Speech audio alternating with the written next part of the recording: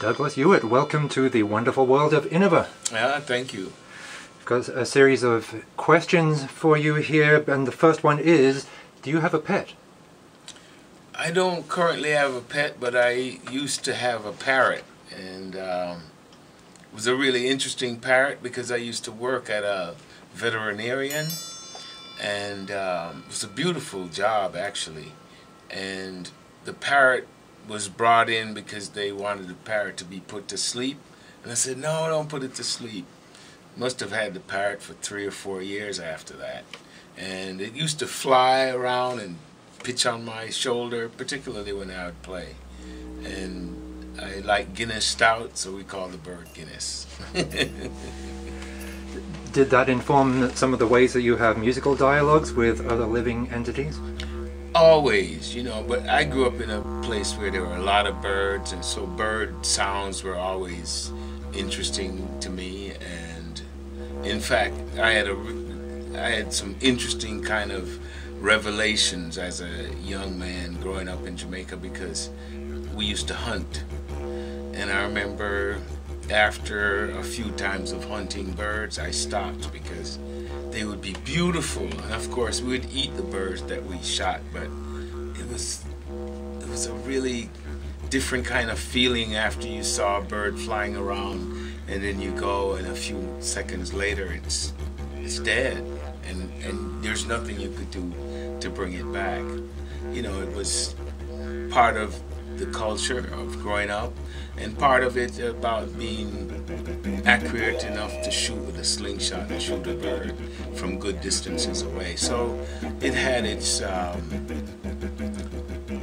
what should I say, it had its rewards, but it also had its consternation for me. And eventually I stopped. You don't want to shoot your fellow musicians, either? No, they're such wonderful and so beautiful, and singing and all the things that birds do, insect control and so on. So, yeah. How do you spoil yourself after a hard day in the workshop or the classroom? Do you have a guilty pleasure or a non-guilty pleasure? I have a non-guilty pleasure. I like ice cream, although I'm a vegetarian. I'm not a vegan yet, maybe one day. But yeah, I love ice cream, and I'll eat ice cream. If you weren't making music as a career, you would be doing what?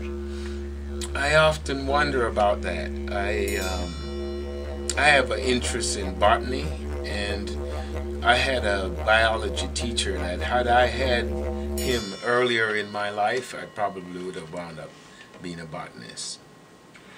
Do you have a favorite place in the world? You travel a lot. Is there one that feels more like home? That's almost like asking a favorite instrument. I like a lot of places. I grew up in Jamaica. I was born and raised there and stayed there throughout my teens. Came here in my late teens, and of course I love Jamaica very much, but I've also come to love the Midwest, where I've spent a larger portion of my life, and I've made a lot of friends here and colleagues, and it's been a great place for me to live. So, but Bali, I've spent time in Bali, I've spent time in Cuba, Puerto Rico, Brazil, and I love those places. And Japan, one of my favorite places, I'd say Japan. That culture and the kind of reception and support I had in Japan, it's one of my favorite places. Do you have any desert island discs that you would bring with you just because these are the most awesome recorded moments that you just want to live with forever? Oh, there's so many pieces of music that I have that I love, but some of the most, and of course Japanese shakuhachi music I love a lot. In fact, when I went to Japan, my purpose was to study both the culture and particularly the shakuhachi flute. But I love John Coltrane's music. It's very motivating and stimulating for me, and Eric Dolphy, and then music from Bali, Jagog, the music of Jagog is something that I love a lot. And then Nyabingi drum music of Jamaica, and Bata music from Cuba. So I don't know. I imagine if I had that would be a tough call. Maybe I wouldn't take any disc. I'd just take an instrument. What's your first sound memory? That's a tough one. Could be birds, because we had a lot of birds. And my father sang. I later found out he was really great as a young man growing up in the church, the Anglican church, that he sang in the choir. His brother also did, my Uncle Sidney, and my aunts Ina and Iris. I at first thought I was the only musician, or the first one, and then I later realized there were a number of musicians in my family, both on my mother's side and my father's side. What's your greatest fear?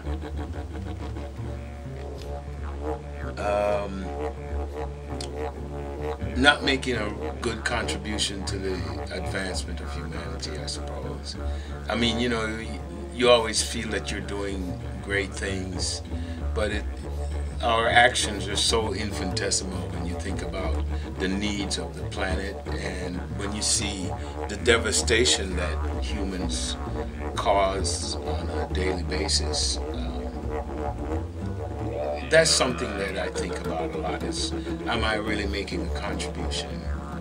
And sometimes that thought is erased, because periodically students that I've had, like just last week, a student that I had some years ago wrote to me to say how much I had impacted his life. And in his particular case, we had an impasse, and I was pretty adamant and resolute about him not measuring up to his potential.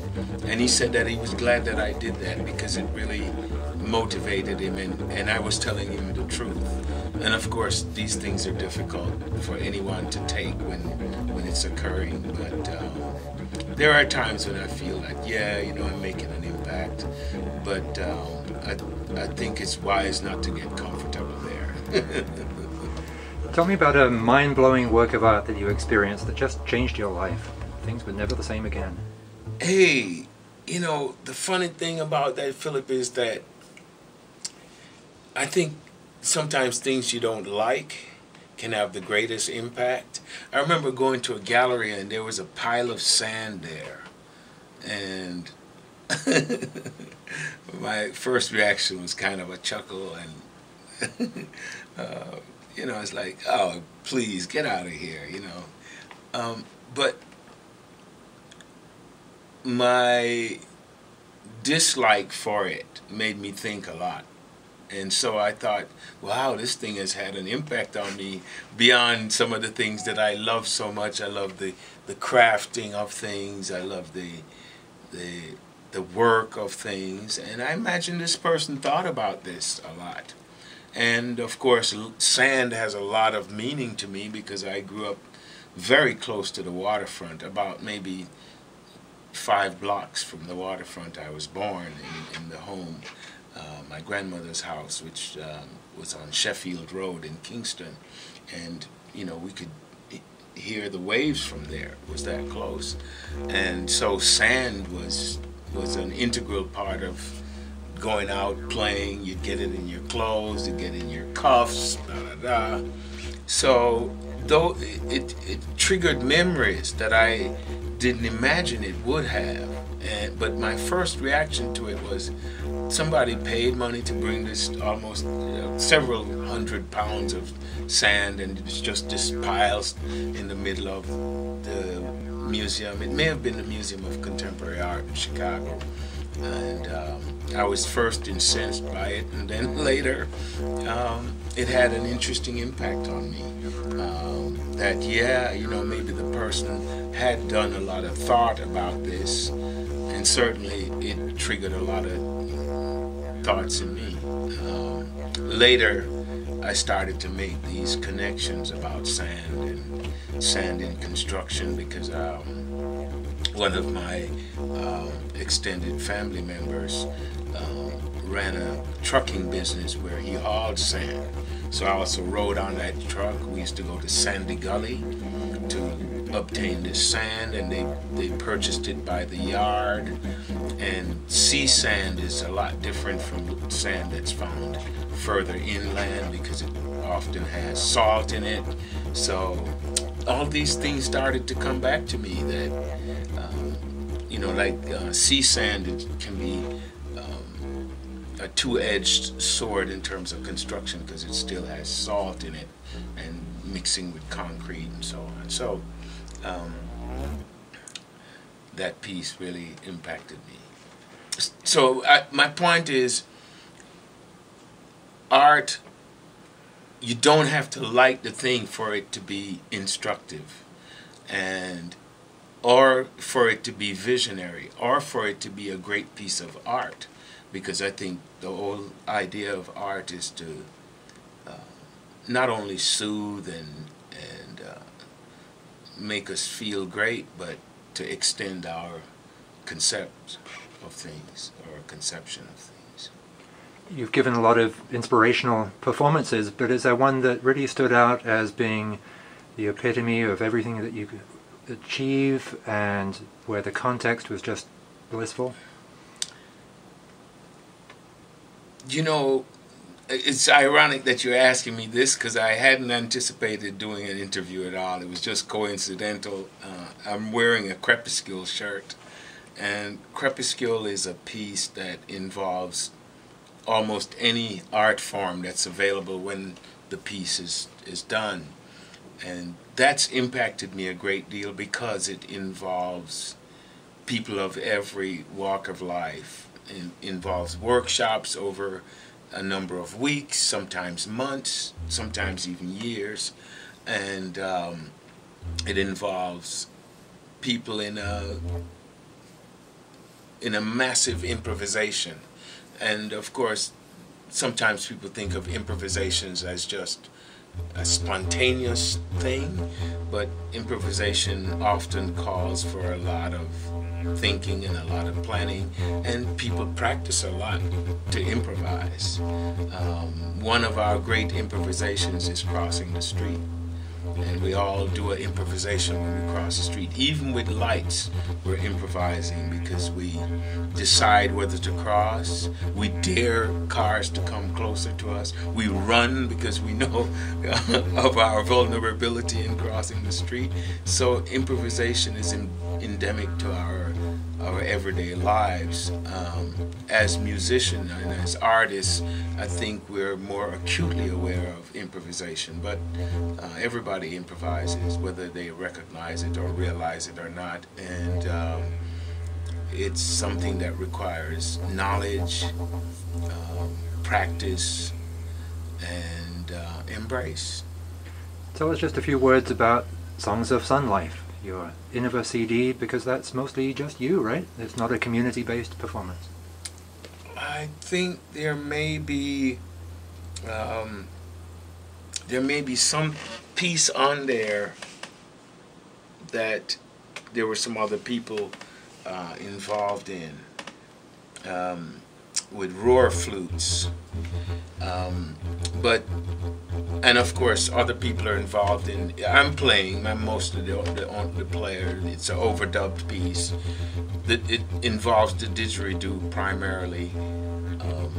I love the didgeridoo. I came in contact with it during the 60s when I used to go to a record store in Chicago called Rose Record Store. Had an enormous collection of music from all over the globe. In fact, I think an entire floor was dedicated to that. And I picked up a field recording of didgeridoo that was gathered by a musicologist, anthropologist. I still have that recording, and it impacted me a great deal. And my interest in music and being a wind player grew, and I eventually made myself a didgeridoo and out of bamboo, I really could not circular breathe, so you really can't play the didgeridoo if you don't circular breathe. You can play a low instrument. We have an instrument in Jamaica called the low boy, which plays bass notes, but there's not that sustained, there's not that drone possibility that you have. So that Songs of Sunlife came from this poem. It says, "They came from the sun with songs of sunlife, songs of the rivers, songs of life's vineyards. Then came the eclipse, life's light quelled. The pupil, the people, the pupil, the people, the pupil of the sun adjusted, played music,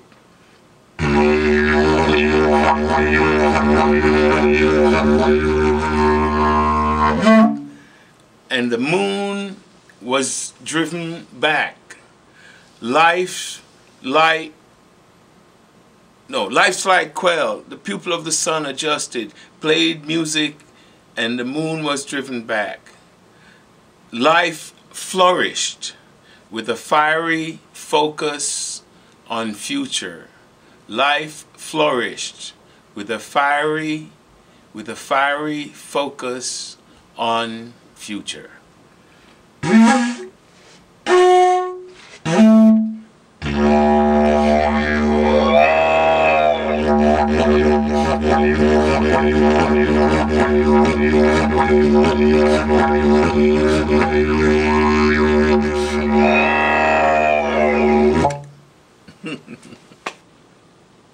The Songs of Sunlife recording is a compilation of recordings of didgeridoo. Some of them made of bamboo, some of them made of plastic, some of them made of clay, and they're overdubs. It really shows my love and admiration for the brilliance and the genius of the Aboriginal people of Australia, and their reverence for the instrument, and also the instrument's magnetic field, if you will. It's a really powerful instrument. I used to do a lot of workshops in schools, and I would play, maybe the shakuhachi would be the only other instrument I'd say that would parallel quieting my students. But when I played the didgeridoo, at first they would start laughing, and then, because of the biological sound, and for them the resemblance to farting, and then they would get serious and they would just calm down, and this magical feeling would come over, permeate the room, and then they would have numerous questions about it. Anyway, Songs of Sunlife is one of the recordings of mine that I'm most pleased with in terms of its diversity, and I built a didgeridoo that's about 11 feet long, made of bamboo, that's also on this recording, which was, when I first built the instrument, I couldn't get a sound out of it. I mean, besides the upper partials, I couldn't get the fundamental pitch, because it requires being really relaxed, and you're thinking, you have to be thinking subsonic, and then it became very interesting and very captivating. One of the things that the didgeridoo does is it's very physiological, in the sense of it hits you in the stomach, the sound hits you there, and experiments have been done in terms of the scientific physiological response to the instrument, and that's one of the reasons that it's so powerful. Is it's a psychological and physiological impact that one experiences, and then of course the listening to it, and what the sounds, I imagine, evoke for all of us. It's one of those sounds that I've not found anyone that doesn't like the sound of the didgeridoo. Magical. Douglas Ewart, thank you so much. Yes. Thank you.